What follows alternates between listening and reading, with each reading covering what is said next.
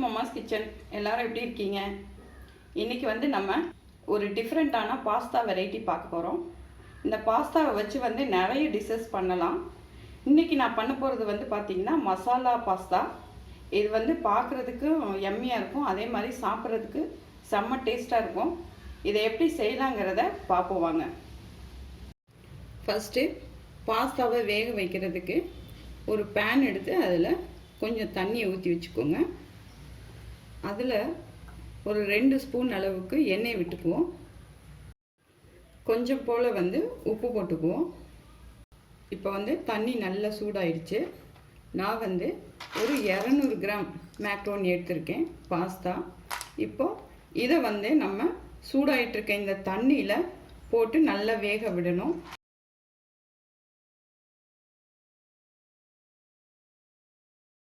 இப்போ ஒரு 5 நிமிஷமாக வந்து நம்ம பாஸ்தாவை வேக வச்சுருக்கோம். பாருங்கள், வெந்திருக்கு. இப்போ வெந்தது, நம்ம ஸ்டவ் ஆஃப் பண்ணிடலாம். இதை வந்து நல்லா ஃபில்ட்ரு பண்ணி பாஸ்தாவை மட்டும் தனியாக எடுத்துக்கலாம், தண்ணியை வடிச்சிட்டு. நம்ம வந்து பாஸ்தாவை வடிகட்டுறதுக்காக ஃபில்டரில் ஊற்றி வச்சுருக்கோம். அதில் இருக்கிற தண்ணி வடிகிறதுக்குள்ளே நம்ம இதுக்குண்ட மசாலாவை ரெடி பண்ணிவிடுவோம். இப்போ கடாயில் வந்து ஆயிலை விட்டுக்கலாம். ஆயில் வந்து சூடேறினோடனே ஒரு வெங்காயம் வந்து பெரிய சைஸில் எடுத்துட்டு அதை நல்ல குட்டி குட்டி பீஸாக கட் பண்ணி வச்சுக்கணும். எவ்வளோ சின்னதாக வெட்ட முடியுமோ அவ்வளோ சின்னதாக வெட்டிக்கோங்க. அதையும் இதில் சேர்த்துருவோம் ஆயிலில்.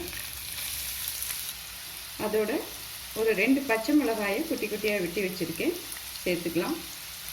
நல்லா வதக்கி விடுங்க. ஆனியன் வந்து ரொம்ப வதங்கணுங்கிற அவசியம் இல்லை, சும்மா 1 நிமிஷம் லைட்டாக வதக்கினா போதும்.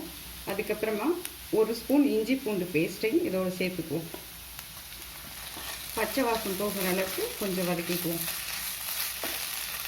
இஞ்சி பூண்டு பச்சை வாசம் போகிற அளவுக்கு கொஞ்சம் வதக்கியாச்சு. இப்போ வந்து இதுக்கு தேவையான மசாலா பொடியெல்லாம் நம்ம சேர்த்துக்குவோம். ஒரு 1/2 ஸ்பூன் வந்து சீரக பொடி எடுத்துக்கணும்.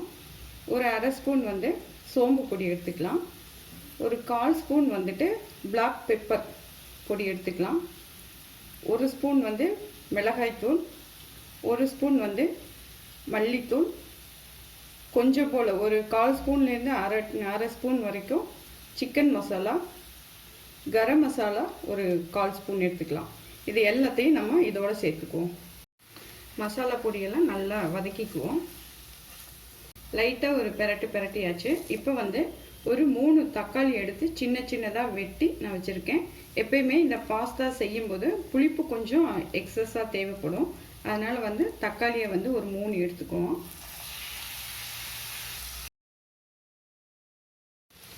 இந்த மசாலாவுக்கு தேவையான அளவு லைட்டாக நம்ம உப்பு போட்டுக்குவோம், நிறைய போட்டுறாதீங்க.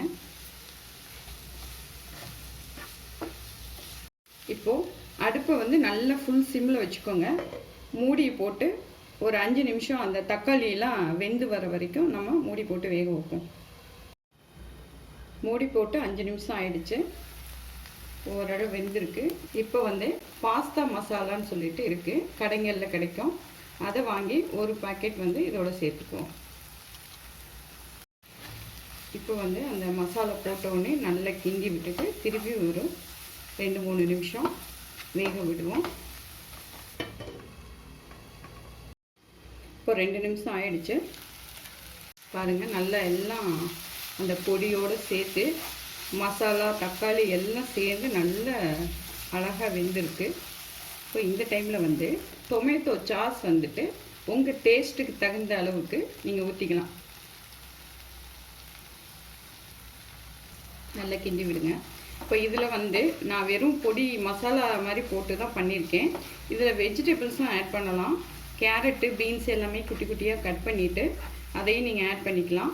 அதே மாதிரி மஷ்ரூமையும் சின்ன சின்னதாக கட் பண்ணிவிட்டு கார்னையும் சேர்த்து நீங்கள் பண்ணினீங்கன்னா இன்னமும் டேஸ்ட்டாக இருக்கும். நான் கொஞ்சம் சிம்பிளாக செய்யணுங்கிறதுக்காக வெஜிடபிள்ஸ்லாம் நான் போடலை. எல்லாமே ரெடி ஆயிடுச்சு.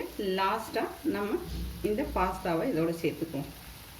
அடுப்பை வந்து சிம்மில் வச்சுட்டு ஒரு 2-3 நிமிஷம் நல்லா கலந்து விடணும்.